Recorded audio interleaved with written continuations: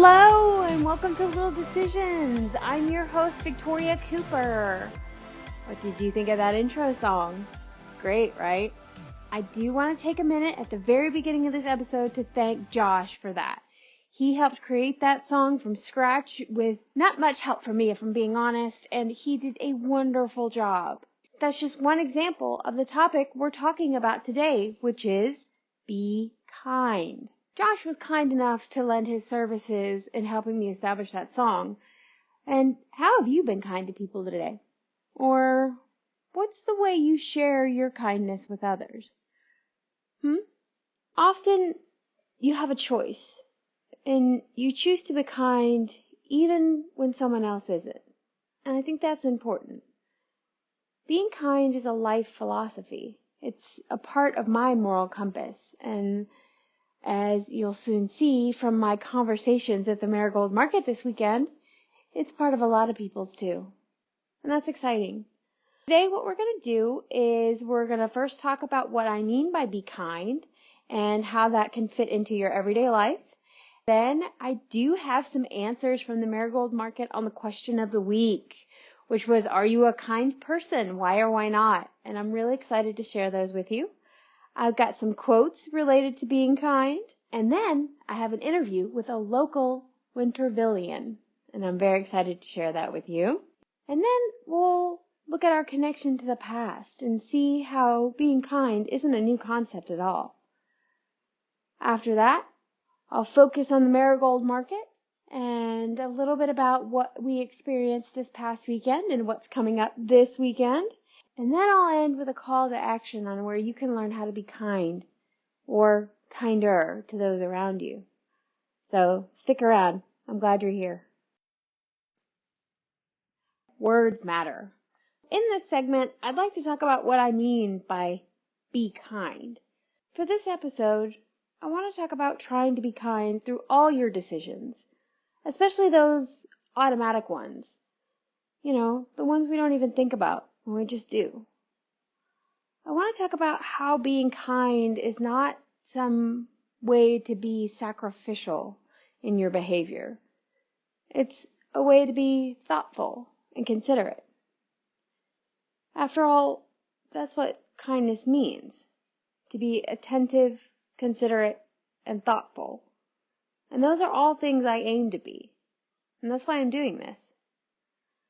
I also want to talk about how you should be kind to yourself as well. And I'm not the best at this. I will admit that my first thought after I make a mistake is critical. But that doesn't mean I can't work on it. Because after all, I spend most of my time with myself. By being kind, I just mean exactly that. Considering others. I mean being attentive to your decisions. Before you decide to purchase something maybe that has an impact on your family's budget, you think about what else has to be purchased for the family, right? That's being kind.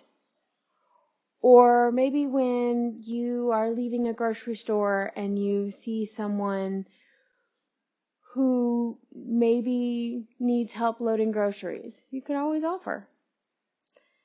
I know that there's a tendency to not want to invade other people's privacy and to give people space, and I think that's especially true after a pandemic. But I think something is lost when we don't offer to help those in our community. And this podcast is about kindness, connection, and community. So I want to build more of that. That's what I mean by being kind. As I talked about in episode 1, kindness is contagious. And that's something we can be grateful for. But it's also something we have to be. Being kind means making a choice and continuing to make that choice, whether someone's looking or not.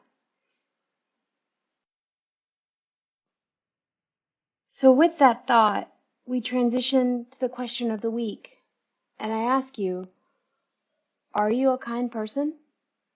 Why or why not? I decided on the question of the week from this idea of being kind. And I wanted to know, are you a kind person?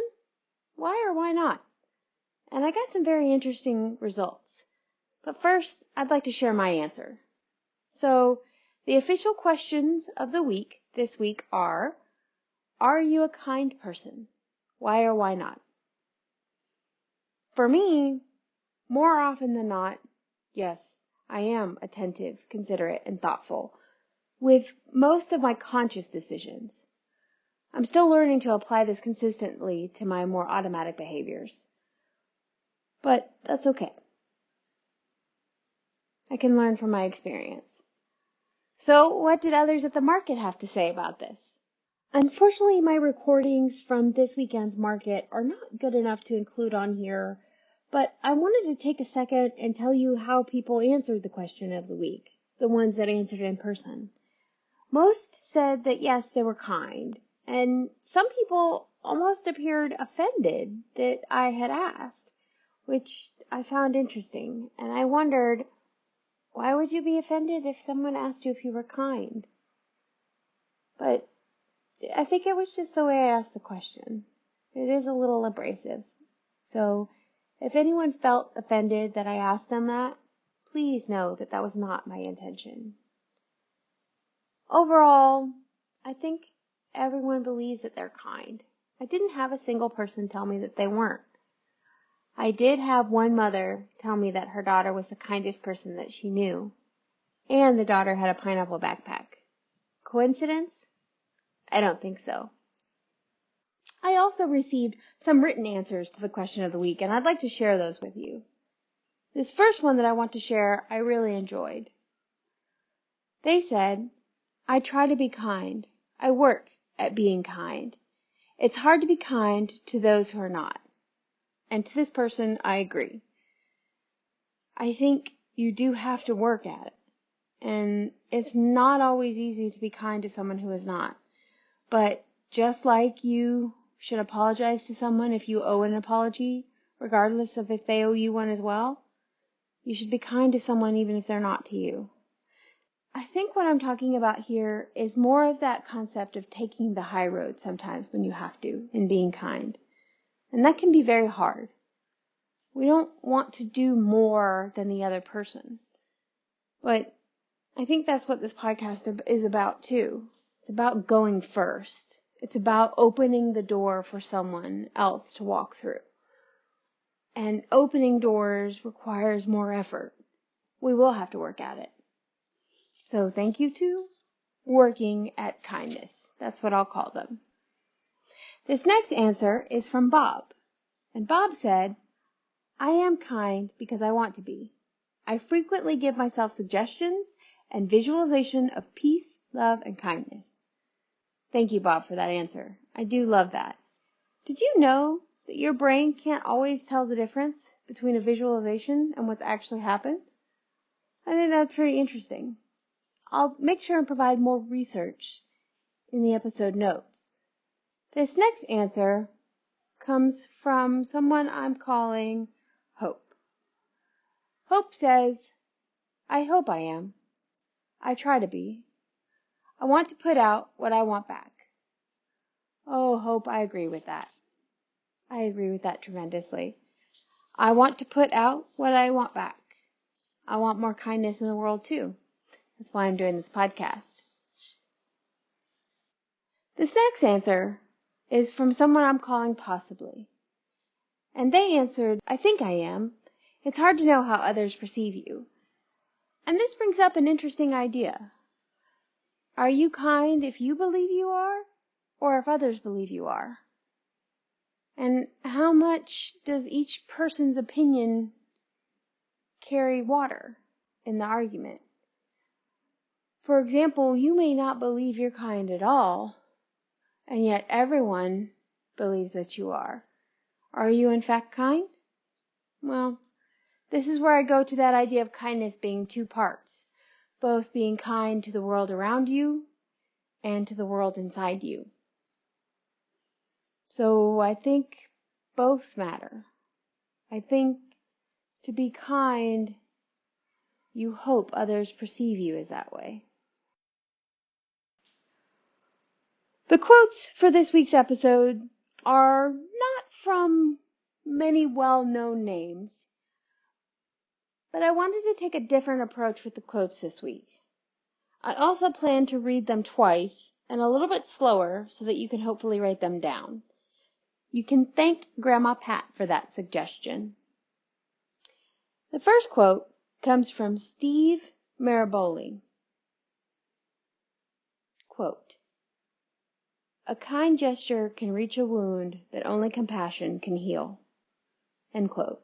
Again, a kind gesture can reach a wound that only compassion can heal. I like that quote because I think it's true for me. I think I have to be compassionate and kind to myself to heal the wounds when others weren't. This next quote comes from famous author Roald Dahl. Quote, "I think probably kindness is my number one attribute in a human being. I'll put it before any of the things like courage or bravery or generosity or anything else." End quote. Again, that quote is, "I think probably kindness is my number one attribute in a human being. I'll put it before any of the things like courage or bravery or generosity or anything else." I like that quote because I think it shows that you can really see who someone is like by how they act towards others. And when you're kind towards others, when you extend simple gestures of kindness, it shows that you see other people in this world too, and you understand that they have just as much a right to be here as you do. That's a powerful thing to communicate to people. Our next quote is from Eric Hoffer. Quote, "Kindness can become its own motive. We are made kind by being kind." Again, that quote is as follows. "Kindness can become its own motive. We are made kind by being kind." I really like that. I think that's why I wanted episode 2 to be called Be Kind. You see, kindness is its own reward. Our last quote comes from Joseph Joubert. Quote, "A part of kindness consists in loving people more than they deserve." Again, that quote is, "A part of kindness consists in loving people more than they deserve." Who am I to honestly believe I get to decide what others deserve? What omnipotence do I possess to make such decisions? What authority have I usurped to have such control over others? The truth is, I have no say in what others deserve, and that's why I want to be kind.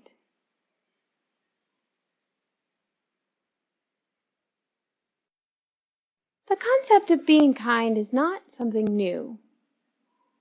For this week's connection to the past, I wanted to think about the era of the 70s and how it could really be defined as peace, love, and understanding, which are key components of kindness. So I like to think that the overall mantra of that area was, be kind, man. In America, after Vietnam, I think there was a sense of wanting to do good. It wasn't that long after World War II, and people were still grappling with the moral difficulties around that war. Genocide on such a massive level is hard to process for a society. And even though it wasn't on our doorstep, as a country, I think America wanted to be something better. And so that generation that grew up after, the generation that came of age in the 70s, they focused on peace and love. And I'm going to put drug culture aside and focus on the underlying idea of being kind. Some took it to other levels through believing in communism, or you had the hippie communities where everyone shared everything and no one owned anything. And I think that went to that collective spirit of sharing. I wasn't there. I wasn't born yet. But my mother came of age in the 70s. And I believe that that idea of be kind was a big part of her philosophy in life. She always wanted to do for others, even at the expense of herself. And I think we can embody parts of that today by remembering that it's a choice. And at any moment, you can always choose differently. It's just a little decision.